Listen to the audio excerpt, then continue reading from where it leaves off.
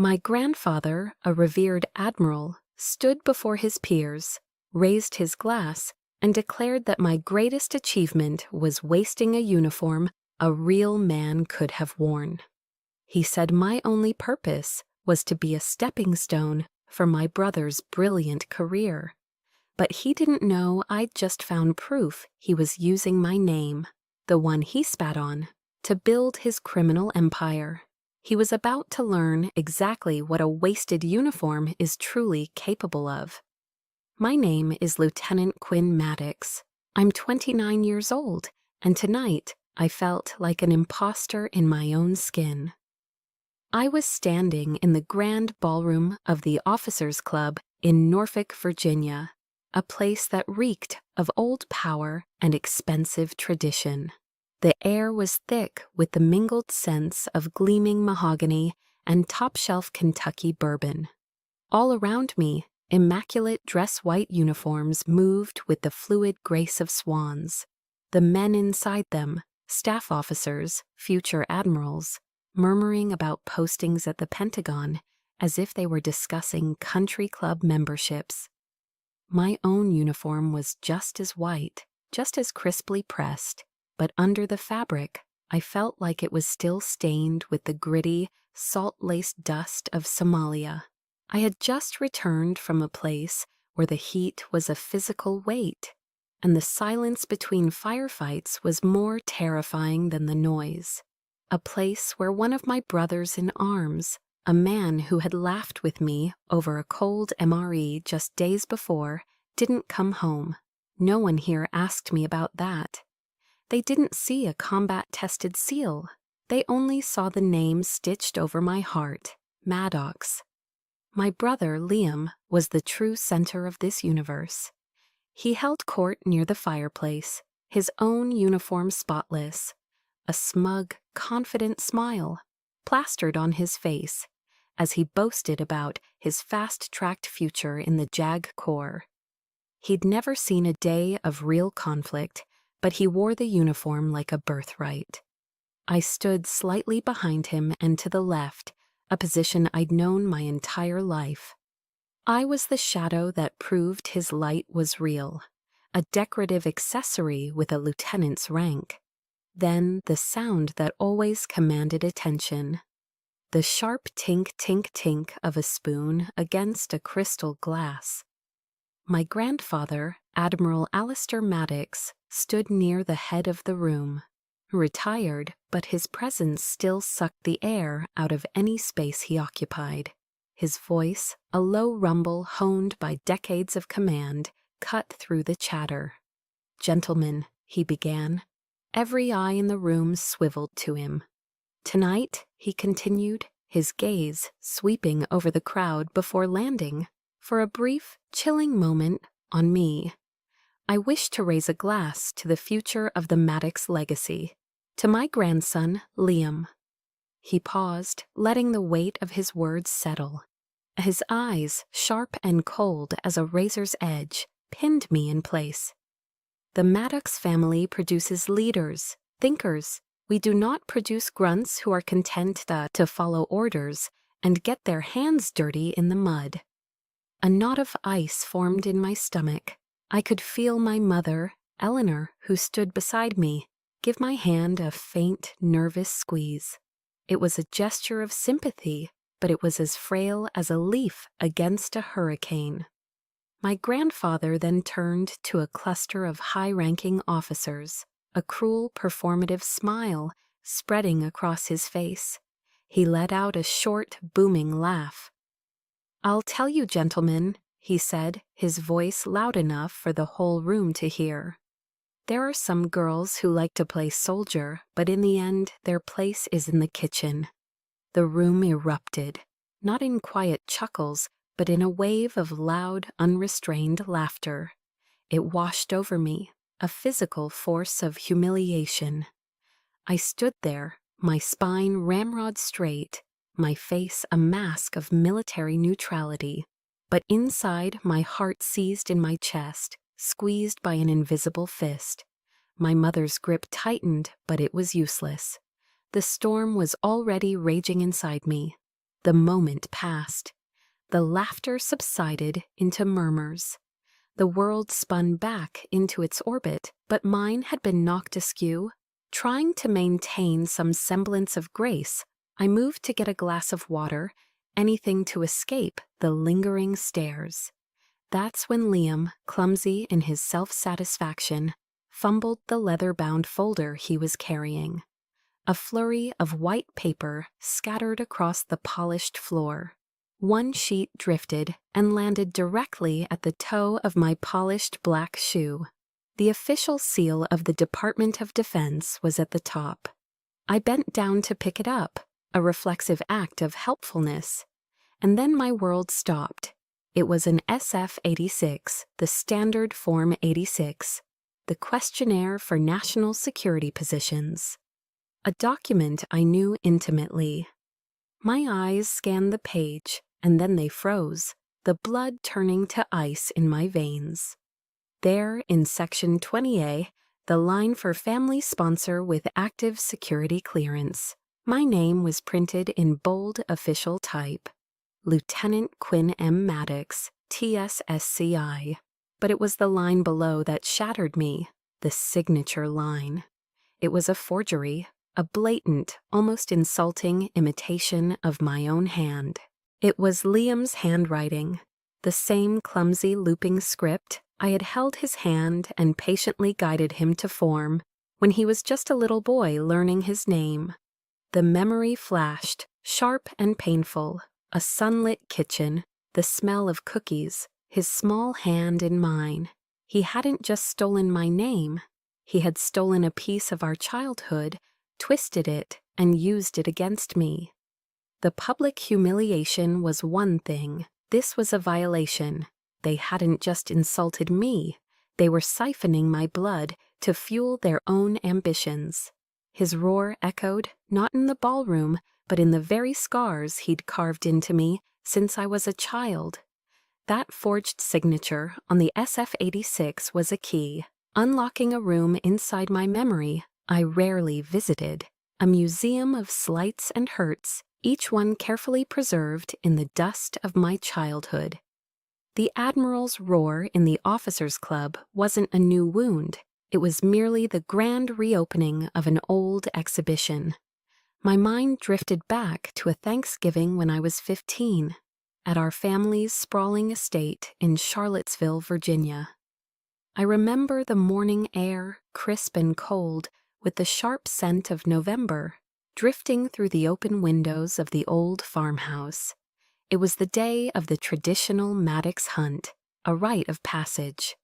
According to a century of tradition, this was the year the Maddox boys, my brother Liam, would be taken by my father and grandfather for their first deer hunt. I was ready. I'd been up since before dawn, dressed in my camouflage gear, my rifle cleaned and oiled. I could hit a tin can from 200 yards, a skill my maternal grandfather, a Marine sniper, had patiently taught me. I stood by the door, heart thrumming with a nervous, hopeful energy. My grandfather, Alistair, emerged from his study, smelling of coffee and authority. He looked me up and down, from my worn hunting boots to the eager expression on my face. A slow, condescending smirk spread across his lips. "The kitchen is a woman's hunting ground, dear," he said, his voice laced with amusement. "Your mother needs help with her famous apple pie." I stood frozen, the words hitting me like a physical blow. A moment later, my father placed the heirloom family rifle, a beautiful antique Winchester, into the hands of my brother, Liam. Liam, who flinched at loud noises and couldn't even load a magazine properly. He looked at the weapon with a mixture of fear and entitlement, the perfect embodiment of his character. I was banished to the kitchen. The warm, cloying scent of cinnamon, nutmeg, and stewing apples filled my lungs, feeling thick and suffocating. All morning, as I peeled apples and rolled out dough under my mother's sad, watchful eyes, I could hear the distant, exciting crack of rifle fire echoing from the woods. the sound of a world I was qualified for, but barred from entering. That evening, the great dining hall was filled with celebratory noise. Liam's first kill, a small buck my father had practically herded into his path, was the centerpiece of conversation. He was toasted, praised, his story embellished with each telling, until he sounded like a seasoned hunter. I sat at the far end of the table, silent, pushing the food around on my plate. When dessert was served, a slice of the pie I had helped make was placed in front of me. The filling had congealed and the crust was cold. It tasted like disappointment. That wasn't the only exhibit in the museum. The most prominent one was in the main drawing room, the Maddox Wall of Honor. It was a vast expanse of dark, polished oak, dedicated to the uniformed portraits of the men of the Maddox line, stretching all the way back to the Civil War. It was a silent, imposing testament to our family's patriarchal legacy.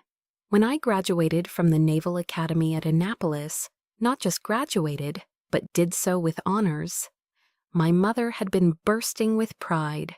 She'd had my official portrait in my crisp dress whites, professionally framed. In a quiet act of rebellion, she had hung it in a small, empty space at the very end of the wall. It was her small way of saying, she belongs here, too.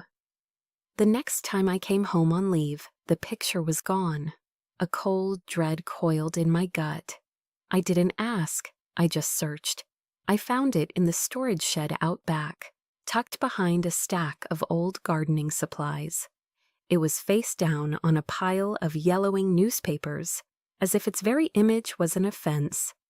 Later, I overheard my grandfather speaking to my mother in the hallway, his voice low but unyielding. "Eleanor, I told you, this wall is for warriors who forge a legacy, not for cogs in a machine." A cog in a machine. That's all my service meant to him. He didn't see a naval officer. He saw a statistical error, a flaw in the system created by gender equality policies he so openly despised. My achievements weren't a source of pride. They were an inconvenience to his perfectly curated narrative. The nights after that were long and silent. I felt a loneliness so profound, it was like a physical ache. Then, one evening, there was a soft creak of my bedroom door. My mother slipped into the room, a shadow in the moonlight. She didn't say much. She knew words were useless against the fortress of my grandfather's will. Instead, she pressed a worn paperback book into my hand. I looked at the cover. It was a biography of Amelia Earhart. "She flew alone too, Quinn," my mother whispered, her voice barely audible. The world told her she couldn't, but the sky was still hers. She squeezed my hand and was gone as quietly as she came. That night, under the small beam of my reading light, I didn't just read a book. I found a kindred spirit. I read about a woman who refused to be defined by the low expectations of men, who charted her own maps and flew into storms everyone else ran from. She was a sister across time, her story a testament to the fact that you didn't need permission to chase your own horizon. In a small locked box where I kept my most important possessions, I had two secret treasures. The first was the brass compass my maternal grandfather had given me, its needle always pointing true north. The second was now this book. My grandfather's words had built walls around me my entire life, but the story of Amelia Earhart and the compass from a man who believed in me, they gave me a map to get over them. They wanted me in the kitchen. I decided I would own the ocean. My grandfather had sneered at the idea of me getting my hands dirty, of being caked in mud. He had no idea that mud, cold sand, and the biting salt of the ocean were the very elements of the forge I was running toward. They were the things that would burn away the last of the girl who hoped for his approval and temper the woman who no longer needed it. For me, the beaches of Coronado, California were no sunny paradise. They were a battlefield, and the enemy was the voice in my head that whispered I wasn't strong enough. The voice that sounded suspiciously like my grandfather. I learned to fight it at 4 a.m, submerged to my neck in the bone-deep chill of the Pacific. We called it surf torture, and the name was an understatement. The water was a living, breathing entity of cold that seeped into your marrow. The constant motion of the waves ground a slurry of abrasive sand and salt water into every chafe and cut on your skin until your body was a single, unified scream of pain. Badass, basic underwater. Demolition SEAL training was designed to break you. I watched bigger, stronger men who could lift twice their body weight, quit. They had relied on brute muscle, and when that failed, they had nothing left. I didn't have their raw power. I had to be smarter. I learned to use technique to find the perfect point of leverage. I mastered my breathing, turning the icy agony into a low, consistent hum in the background of my mind. I found a point of stillness in the center of the physical hurricane. One of our instructors, a man whose face was a roadmap of hard-won battles, used to bark at us. Your body can handle 10 times what your mind thinks it can. Stop listening to that weak voice in your head. I clung to that sentence like a life raft. My grandfather wanted me in a warm kitchen. It was this freezing, relentless misery that finally made me feel alive. The ultimate test came during Hell Week, 5.5 days of non-stop, punishing evolution, all on less than 4 hours of sleep. Your body is a wreck, your mind a hallucinatory fog. It's here that the real you is exposed. My boat crew was carrying a telephone pole, what we called a log, a massive water-soaked timber that felt like it weighed a ton. We were stumbling through the deep, soft sand, each step an act of pure will. One of my teammates, his face pale with exhaustion, stumbled and fell to his knee. The log dipped dangerously. "I told you," he gasped, spitting out sand and bitterness. "This is no place for a doll." A white-hot flash of anger cut through my exhaustion, but I didn't waste my breath on an argument. I dug my boots into the sand, locked my knees, and tightened my grip on the rough, splintered wood. I took the extra weight onto my own shoulders, my muscles screaming in protest. Then I used the last of my voice. "Get up," I roared, my throat raw from salt and shouting. "We don't leave anyone behind." It wasn't a plea, it was a command. The sheer raw authority in my voice cut through his self-pity. He stared at me for a second, his eyes wide with shock. Then he gritted his teeth, scrambled back to his feet, and put his shoulder back under the log. From then on, no one called me doll. They called me Maddox. The day I graduated Bud-S, standing on that grinder with the few men who had made it through, was the proudest day of my life. The California sun was warm on my face. Families were cheering, crying, rushing forward to pin the coveted trident, the symbol of a Navy SEAL, onto the chests of their sons, their husbands, their brothers. But there was no one there for me. Liam was busy with a law school party. My grandfather, I was told, simply refused to come. In the middle of the celebration, my phone buzzed with a single, short text from my mother. "I'm proud of you." I stood among my brothers in arms, the men I had bled with, and I had never felt so profoundly alone. I had done it. I had proven my worth to the most elite fighting force in the world. But to the family whose name I carried, I was still a ghost, a rounding error in their grand equation. That night, I walked down to the beach alone. I sat in the cool sand and pulled the small, heavy trident from my pocket. It gleamed in the moonlight, its eagle, anchor, and pistol a symbol of everything I had endured and overcome. This small piece of metal was my legacy. It wasn't a Maddox heirloom passed down through a line of entitled men. It was mine, forged in my own sweat, my own blood, and my own steel. I had proven them wrong, but as I sat there, the weight of the trident in my palm felt heavier than any log. It's heavy when you're the only one lifting it. And in that moment, facing a new war fought not with bullets but with lies, I confronted a bitter truth.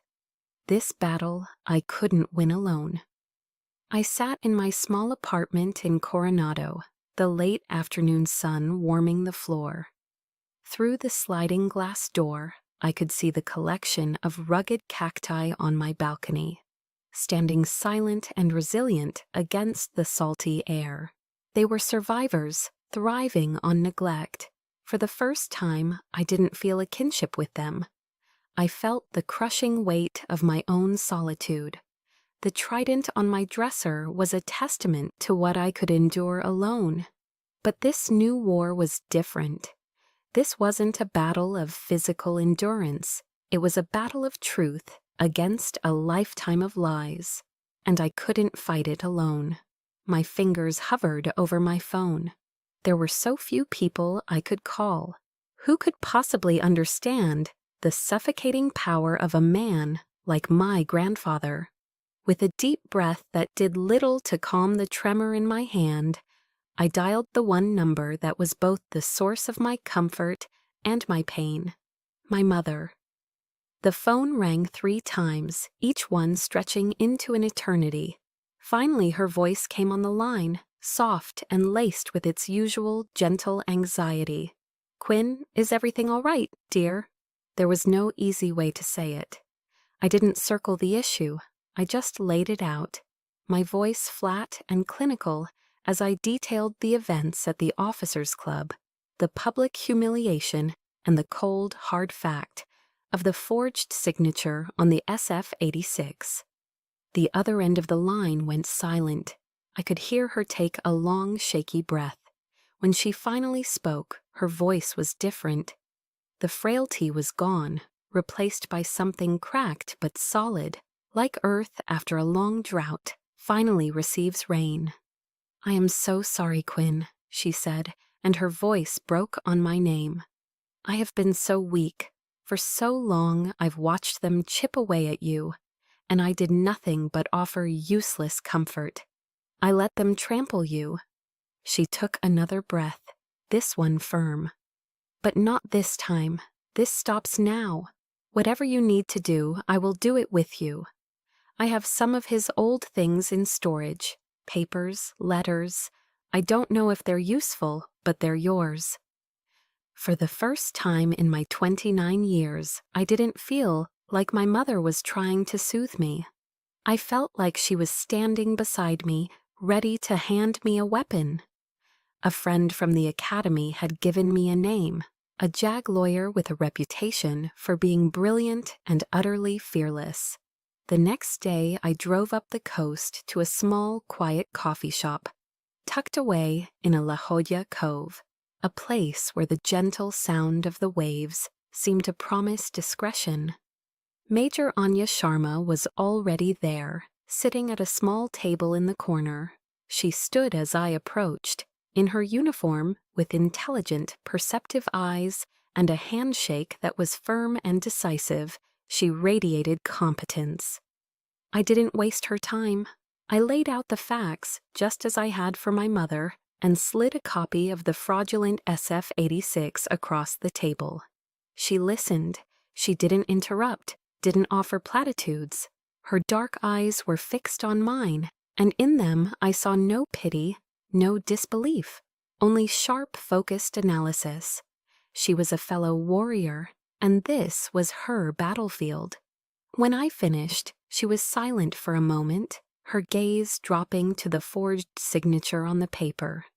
Then she looked up, pushed her untouched cup of black coffee to the side, and leaned forward slightly. "Lieutenant," she said, her voice calm but carrying the weight of law. "This isn't a family drama. This is felony fraud against the federal government and a clear violation of Article 134 of the UCMJ. Your security clearance is a national asset, not the Maddox Family Trust Fund." A wave of validation washed over me, so powerful it almost buckled my knees. She got it. "They made a critical mistake," Anya continued, a glint of steel in her eyes. "They assumed you would be silent. They assumed you would protect the family name over your own honor. We are going to prove them wrong." That evening, my small Spartan apartment transformed. Anya arrived with a laptop full of legal databases and stacks of books on military law. My living room became an impromptu war room. On her advice, I made one more call. 20 minutes later, there was a quiet knock on the door. It was Noah Vance, my teammate. A Master Chief, a man of few words and unshakable loyalty. He walked in, gave Anya a short, respectful nod, and took in the scene without a single question. He just found an empty space on the floor, opened his own ruggedized laptop, and got to work. "Anything you need scanned, encrypted, or backtraced, you tell me," he said, his voice a low rumble. It was the most I'd heard him say all week. I looked at the three of us, Anya, sharp and fierce, her mind a weapon, Noah silent and steadfast, his loyalty an unbreakable shield, and my mother, a new and unexpected soldier, gathering intelligence from behind enemy lines. This, I realized, was family. Not the one I was born into, defined by blood and betrayal. This was a family forged in a crisis, bound by loyalty, and united by a single, unwavering mission: justice. Anya looked up from her screen. "All right, we have a foundation, but to bring down a man like the Admiral, we can't just have a case. We need an airtight one." She tapped her pen on the table. "We need undeniable proof, anything related to documents, old computers. Did your grandfather ever ask you to do any work on his papers?" Anya's final question hung in the air of my small apartment. Long after she and Noah had left, "Did your grandfather ever ask you to do any work on his papers?" The question acted like a key, turning a rusted lock deep in my memory. And then it sprang open. The drive. It was a few years ago. My grandfather had handed me a sleek, silver lacy external hard drive. His tone had been dismissive, as if assigning me a trivial secretarial task. "I need you to digitize the Maddox service legacy, Quinn," he'd said. "Scan the old commendations, the letters, and I'll need you to sign a few blanket authorizations for archival access. Just a formality." I'd done it without a second thought, eager for any crumb of inclusion, any task that made me feel like part of the legacy. I was so foolish. A cold dread, sharp and acidic, rose in my throat. I knelt and reached under my bed, my fingers finding the familiar cold steel of the small footlocker where I kept my most private possessions. I pulled it out. Inside, resting beside my grandfather's compass and the worn paperback about Amelia Earhart, was the silver lacy drive. The juxtaposition made me sick. My two symbols of rebellion and hope, lying next to what I now suspected was the instrument of my betrayal. I took it back to the living room, where Noah had returned and was working silently on his encrypted laptop. I handed it to him without a word. My hands were shaking. He took it, plugged it in, and a few moments later, a single folder appeared on the screen. The name was a cruel irony: Maddox Legacy. Just as Noah's fingers flew across the keyboard, running decryption software, my phone buzzed on the coffee table. The screen lit up with a name I hadn't seen in months: Admiral Alistair Maddox. My heart hammered against my ribs. I looked at Noah, my eyes wide, and held up a single finger, then pointed to his laptop's microphone. He nodded once, his expression grim, and a tiny red light blinked on in the corner of his screen. I answered the call, my voice deliberately calm. "Grandfather." "Quinn." His voice was not the familiar roar of command, but something far more sinister, a smooth, syrupy tone of feigned concern. "I hear you've been stirring up some unpleasantness." I remained silent, letting the dead air stretch. "You know, family is the most important thing we have," he continued, his voice dripping with false wisdom. "Liam, he made a small, youthful mistake. A boy's ambition got the better of him. Surely you wouldn't let a little bit of a woman's pride destroy your brother's future? The honor of this entire family? The audacity of it, the sheer calculated manipulation, took my breath away. He was using the very words, the very tactics he had used to control and diminish me my entire life. "This ends now, Quinn." His voice hardened, the velvet glove slipping to reveal the iron fist beneath. "Drop it. If you don't, I will be forced to take measures you will not like. Do you understand me?" He wasn't asking, he was threatening me. And in doing so, in his supreme arrogance, he had just confessed. "I understand perfectly," I said, my voice as cold and empty as a spent shell casing, and ended the call. I turned back to the screen, my entire being buzzing with an Arctic rage. "Did you get it?" "Every word," Noah confirmed.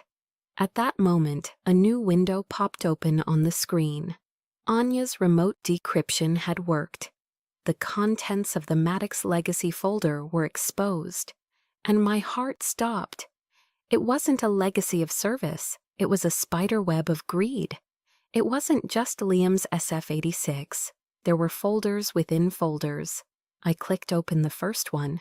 Inside were documents for at least 5 different defense contracts, all with private military companies I'd vaguely heard of. And attached to each one, like a stamp of approval, was a scanned copy of a document bearing my name, my rank, and my TS-SCI security clearance code. My top-secret sensitive compartmented information clearance, earned through years of rigorous vetting and proven trustworthiness, was being used as a golden ticket, allowing these companies to bypass the most stringent background checks for lucrative government contracts. My blood ran cold. This was bigger than Liam. This was bigger than anything I could have imagined. Then my eyes fell on one name in particular. A company called Aegis Dynamic Solutions. I recognized it. My finger, trembling now, clicked open the file. It was a multi-million-dollar contract to supply next-generation surveillance drones to SOCOM, Special Operations Command, to my command. The air left my lungs. They were making millions of dollars off the back of my honor, my service. The drones my brothers in arms were relying on in the field, the technology they trusted with their lives, was being supplied by a company that had secured its contract using my stolen identity. Every single sacrifice I had ever made, every freezing night, every grueling mission, the friends I'd lost, the blood I'd shed, had been monetized. They hadn't just stolen my name. They had taken the most sacred part of me, my oath to my country and my brothers, and sold it to the highest bidder. A rage so pure and so profound filled me that there was no room for anything else. There were no tears. There was no shouting. There was only a cold, silent, and absolute certainty. I turned to my own laptop, my movements precise and deliberate. I opened a secure email client, addressed it to Anya, and typed 2 words into the subject line. We got them. I hit send. War had been declared. The discovery of the hard drive left a layer of ice in my veins. I spent the night in a state of controlled, simmering rage, the facts of their betrayal replaying in my mind like a mission briefing. But the full, unrestrained fury didn't hit me until the next morning. It didn't come from a memory or a document. It came from a simple text message. It was from an old teammate, a screenshot with no comment. I didn't need one. The image filled my phone's screen. It was my brother, Liam, on Instagram. He was standing on a pristine white sand beach in Maui, the turquoise water impossibly blue behind him. He was grinning, tanned, holding up a fancy cocktail with a pineapple wedge on the rim. He was surrounded by a laughing group of his equally smug-looking friends. And below the picture, the caption, written for the whole world to see, "Hard work pays off. Grateful for my family's support." My blood didn't just run cold, it stopped. It froze solid in my veins. My gaze drifted to the date stamp on the post, June 14th, today. Today was the anniversary of the day Sergeant Tom Axe Jensen died in my arms in the Somali dust, a piece of shrapnel in his chest. Today was the day I sat alone in my quiet apartment, remembering the sound of his last breath, honoring his sacrifice.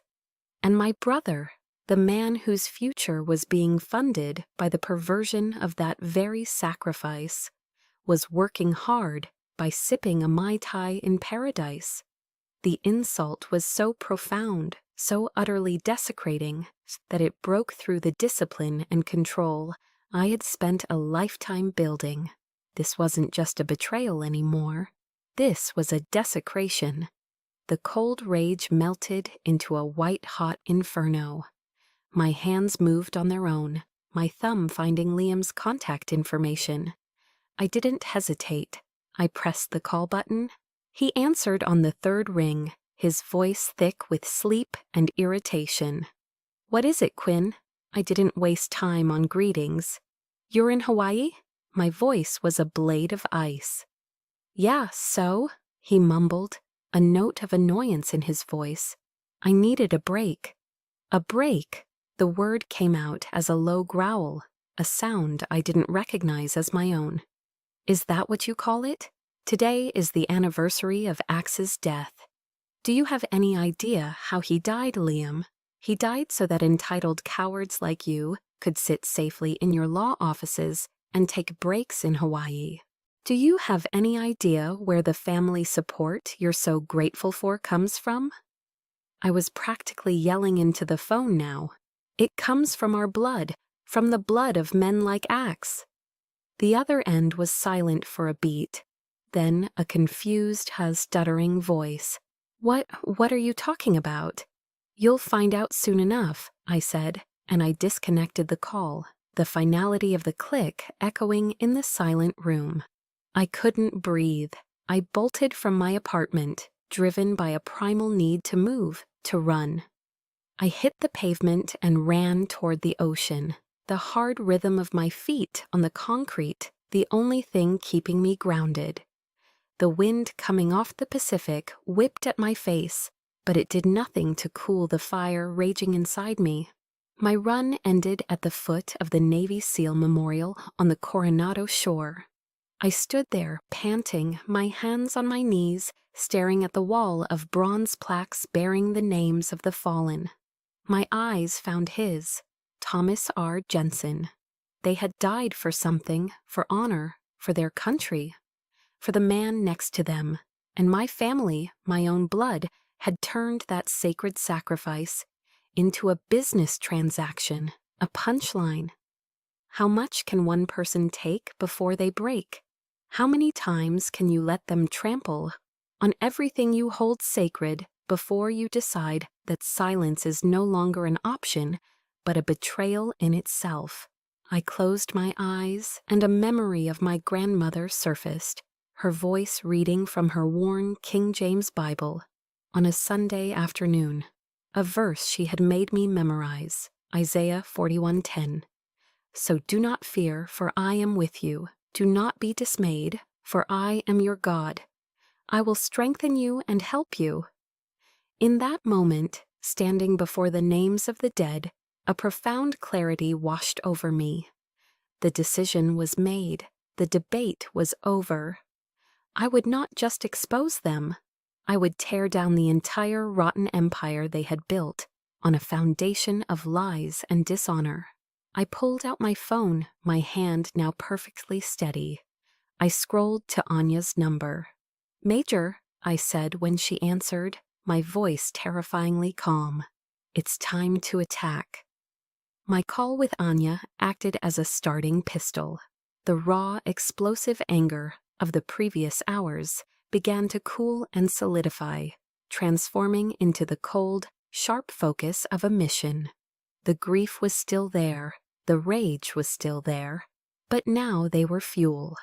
And I was about to channel that fuel into a very precise engine of destruction. One of my buds instructors used to scream at us, "Plan your mission, execute your mission." That's exactly what I intended to do. My apartment became a command center. The cheap whiteboard I normally used for grocery lists was now covered in flowcharts, names, and arrows drawn in black and red marker. It looked like the planning board for a raid. Anya, Noah, and I were its command staff.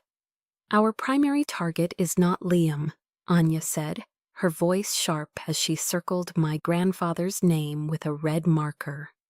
The color seemed to bleed on the white surface. "He's just a pawn, a useful idiot. The king is Admiral Alistair Maddox, and the network of defense contractors he's been cultivating. We have to hit him where it hurts the most, his reputation and his finances." The strategy felt strangely familiar. It was mission planning, pure and simple. We broke it down into 3 phases. Phase 1, consolidate evidence and secure a corroborating witness. Phase 2, direct confrontation and record a confession. Phase 3, simultaneous submission of the entire case file to the Naval Inspector General and the Department of Justice. It was intelligence gathering, direct action, and exfiltration. I knew this playbook by heart. Our intelligence gathering began with the hard drive. As Anya and Noah dug through encrypted folders, one name kept appearing in the metadata of the most sensitive documents: Corporal Kenji Tanaka. According to his file, he'd been my grandfather's personal clerk, his paper pusher. The records also showed he'd taken an abrupt and unexpected early discharge from the Navy, just weeks after the largest of the Aegis contracts were signed. It was too much of a coincidence. "He's the weak link," Anya stated, her eyes narrowed in concentration. "And that makes him the most important one. If he talks, if he agrees to testify about what he saw, this case goes from strong to hermetically sealed." Noah, working his quiet magic, found him in under an hour. Tanaka was living off the grid in a small rural town in Oregon, working as a carpenter. He had tried to become a ghost. I knew instantly that I had to be the one to go. Anya could send a subpoena, but a man hiding in fear wouldn't respond to a legal threat. He would just run deeper. Only a soldier could talk to another soldier. We spoke a different language, one built on shared hardship and unspoken codes of honor. I had to remind him of that. The flight to Oregon was long. I spent the time going over what I would say, but I knew it was useless. This wasn't about a script. It was about connection. I found Tanaka in a large, dusty workshop that smelled beautifully of pine and sawdust. He was thinner than in his service photo, and his eyes, the eyes of a man who lives in constant, low-grade fear, darted around nervously. He looked older than his years. When I introduced myself as Lieutenant Quinn Maddox, the chisel in his hand clattered to the floor. "I don't know anything," he stammered, his hands immediately raising in a gesture of surrender.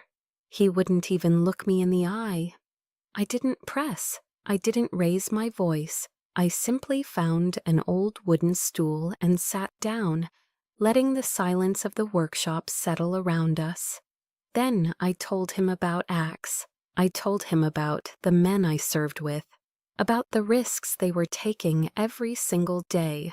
I told him about the Aegis drones, the ones whose procurement contracts he had personally notarized, and how those drones were now flying over the heads of my teammates in hostile territory. "I'm not asking you to go up against an admiral, Corporal," I said, my voice soft but firm. "I'm asking you to stand with the soldiers on the ground, your brothers, my brothers.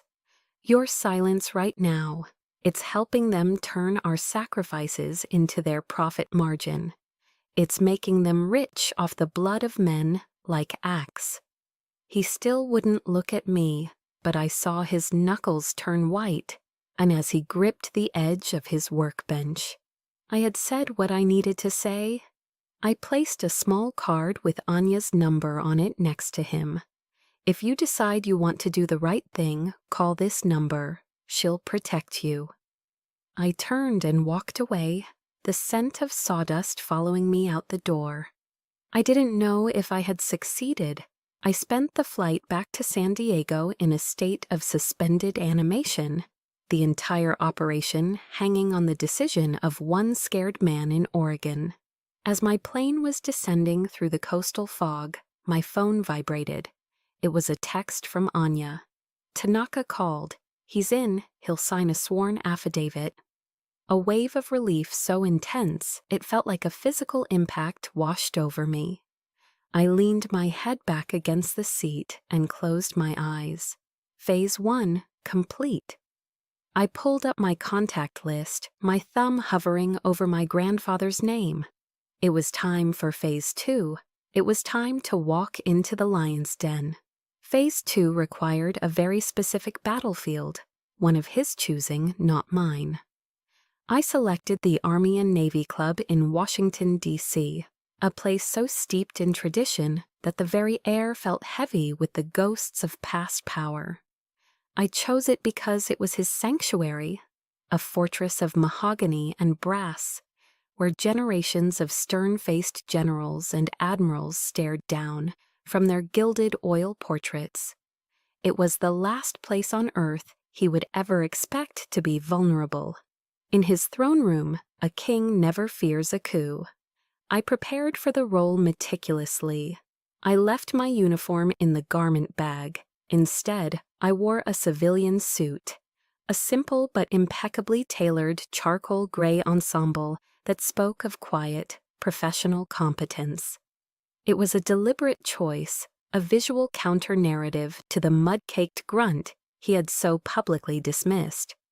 Tucked into the inner pocket of my blazer, resting coolly against my heart, was my primary weapon, a sleek black fountain pen. To any observer, it was an elegant writing instrument. In reality, it was a high-fidelity micro-recorder, patiently waiting to do its work. This was my direct action, and the pen was my blade. He was waiting for me in a private study they had reserved, a room that smelled of old leather, expensive cigar smoke, and centuries of unquestioned authority. He was sunk deep into an oxblood leather armchair, a heavy crystal tumbler of dark cognac swirling in his hand. The low light from a single green-shaded desk lamp cast long, imposing shadows, making the room feel like a cave and him, the creature at its center. He watched me as I crossed the thick Persian rug, his eyes glinting with a predatory amusement, the look of a cat watching a mouse wander into a trap. "Well, well," he began, his voice a low, condescending rumble that vibrated through the quiet room. "The puppy has grown some teeth, has she?" This was the opening salvo. I had anticipated it, drilled for it. My training taught me to never meet an opponent's strength head-on. His strength was aggression. His weakness, the fatal flaw in his armor, was his monumental arrogance. That was my target. I didn't raise my voice. I didn't square my shoulders. Instead, I let them slump, just slightly. I allowed a carefully crafted flicker of fear and confusion to cross my face. I became, for one last time, the granddaughter he always believed me to be. Weak, uncertain, and desperately in need of his patriarchal guidance. "Grandfather, I don't understand," I began, my voice pitched to sound shaky, fragile. "Everything is getting so complicated. Liam said I just needed to sign some papers, something about the family archives. Now there are lawyers calling me. I'm scared, Grandfather. I'm scared I'm going to get in trouble." It worked perfectly. I watched his entire posture change. The hard, suspicious lines of his face softened, replaced by a mask of profound, patronizing self-satisfaction. He had been expecting a fight, a foolish, emotional outburst. My apparent submission was a balm to his ego, a confirmation of his own superiority. He was in control. There, he said, his voice taking on that same syrupy, manipulative tone he'd used on the phone. He gestured with his glass toward the chair opposite him. "Don't you worry your pretty little head about it. I have taken care of everything. All you need to do is be quiet." He leaned back, the leather groaning under his weight. "It's about strategy, Quinn. A concept that is perhaps beyond your pay grade. This world doesn't run on fairness. It runs on power and influence. It always has."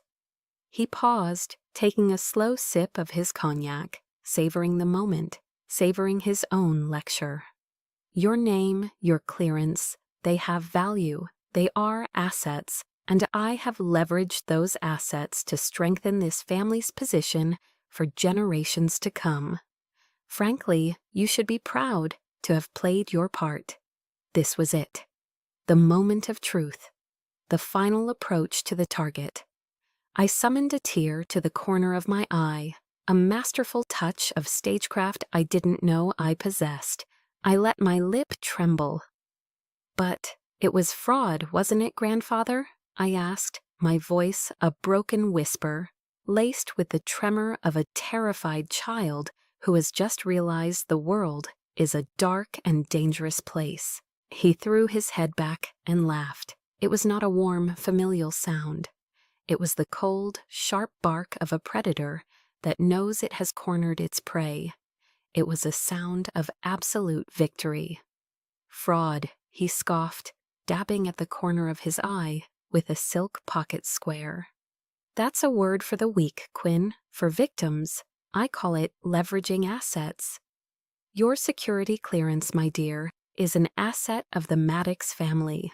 It belongs to this family, just as the farm in Virginia or the house here in D.C. belongs to us. I built this name, this legacy, with my own two hands, and I have every right to use every tool at my disposal to maintain it." He leaned forward then, his eyes boring into me, the mask of the benevolent patriarch now completely gone, revealing the unvarnished tyrant beneath. His voice dropped to a conspiratorial, chilling growl. "You, Liam, all of you are instruments for the preservation of that legacy. You are tools in my toolbox. A grunt soldier like you, a simple tool, could never possibly understand the burdens of a man in my position." He had said it all. He hadn't just admitted to it. He was boasting. He believed it was his divine right. He saw me as nothing more than an object, a piece of property. The final piece of evidence was secure. I let the silence hang in the air for a 3 count, letting his words fully saturate the recording, letting them etch themselves into digital permanence. Then I slowly rose to my feet. I straightened my jacket, and as I did, the frightened lost girl I was playing evaporated. The slump in my shoulders vanished, replaced by the ramrod-straight posture of a naval officer. The fear in my eyes was replaced by a cold, calm emptiness. I reached into my blazer, and he watched, a flicker of confusion clouding his features. I pulled out the fountain pen. I didn't point it at him. I simply capped it, the click of the lid snapping shut, echoing in the silent, tomb-like room. Then I placed it back in my inner pocket. "Thank you, Admiral," I said. My voice was perfectly level, devoid of all emotion, as clear and cold as a winter morning. "You just signed your own conviction." The self-satisfied, arrogant smirk on his face froze, then collapsed. His eyes widened, the pupils contracting, as the meaning of my words, the click of the pen, the sudden, terrifying transformation in my demeanor, all slammed into him at once. The king, in his own throne room, had just been checkmated, and he finally realized he had been playing against a grandmaster all along. I walked out of the Army and Navy Club and into the cool Washington, D.C. night, feeling strangely hollow. The adrenaline from the confrontation drained away, leaving behind a profound exhaustion. The victory didn't feel triumphant. It felt heavy, like the silence after an explosion. The Admiral, however, was not a man to accept defeat quietly. His retaliation was swift and vicious. By midnight, his Plan B was in full effect. The attack came not from a direct confrontation, but from the insidious world of anonymous sources and digital whispers. An article appeared on a prominent military affairs blog, a respected outlet many of my peers read daily. The headline was subtle but damning. "Concerns mount over decorated SEAL officers' stability." The article quoted unnamed sources close to the Maddox family who expressed deep concern for my well-being. It insinuated that I was suffering from a complex and severe case of PTSD following my recent deployment. It painted my quest for justice as erratic behavior, a symptom of my instability, a potential threat to national security. They had taken the sacred wounds of my service, the invisible scars of war, and twisted them into weapons to use against me, to discredit me, to silence me. It was the most cowardly, despicable thing he had ever done. My phone rang. It was Anya. "I see it," she said, her voice a tight coil of controlled anger. "I knew he'd pull something like this. The last resort of a guilty man is to paint his accuser as insane." "What do we do?" I asked, my own voice sounding tired, distant. "Nothing," she replied firmly. "We let them scream into the void. This is a temper tantrum. They're showing their desperation. We won't respond with a press release. We'll respond with a federal indictment. Let them have the blogs. We're taking the courthouse." Her confidence was an anchor in the storm. But the real turning point came the next morning. My mother called.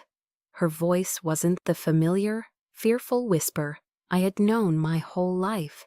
It was clear and strong, humming with a righteous fury I had never heard before. "I saw the article, Quinn," she said, no preamble. "Your grandfather, he's gone too far. This is not about honor anymore. This is just cruelty." I heard the rustle of papers on her end of the line. "I'm not going to be silent anymore. I'm writing a sworn statement for Anya. I'm going to tell them everything, about the hunting trip, about the wall of honor, about every time he belittled you, and every time your father stood by and let it happen. I will let the whole world know who is truly unstable in this family." A lump formed in my throat. It was in that moment that I knew, with absolute certainty, that we had won. The fire my grandfather had tried so desperately to extinguish in me hadn't died. It had spread, and it was about to burn his entire rotten empire to the ground. That night, back in my apartment, I sat alone in the quiet darkness, the city lights of San Diego glittering below. The adrenaline was gone, the anger had cooled. All that was left was a vast, quiet space of grief and resolution.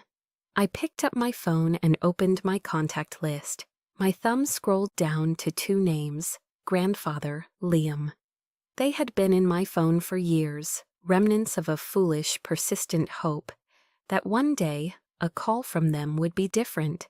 That one day I'd get the apology, the acknowledgement, the love I had once craved. But I knew now that call would never come. They were who they were.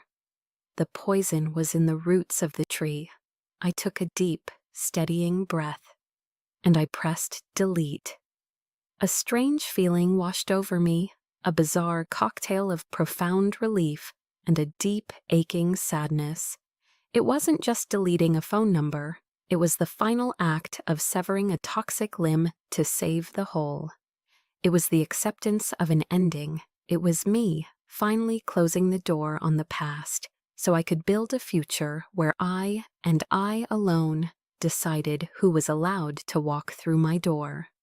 A moment later, my screen still glowing in the dark, I tapped Add New Contact. I typed in a new name, a new ally, a new beginning, Anya Sharma.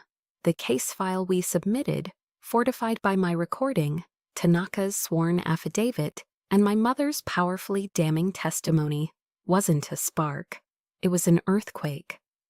The Department of Justice launched a full-scale investigation that rocked the foundations of the military-industrial complex. The fall of the House of Maddox wasn't a loud, dramatic explosion. It was the quiet, final click of federal prison doors shutting. Admiral Alistair Maddox was indicted for conspiracy, fraud, and abuse of power. Liam was charged with complicity and perjury. The news sent shockwaves through the military community. As expected, some called me a traitor to my own blood, a disgrace to the family name. But for every one of those voices, there were dozens of others. Quiet emails and messages flooded my inbox, mostly from other women in the service, pilots, intelligence officers, Marines. They didn't offer pity, they offered solidarity. One simply said, "Thank you for giving us a voice." It turned out my actions had an unforeseen consequence. The Navy launched an internal review of its security clearance sponsorship protocols, a reform that became unofficially known in the Pentagon hallways as the Maddox Amendment. I had set out to reclaim my name and ended up changing the system. A few months later, after the media frenzy had died down and the dust had begun to settle, a letter arrived at my apartment. The return address was a federal penitentiary. It was from Liam. I opened it to find a single, hastily scrawled line on a piece of cheap paper. "I'm sorry."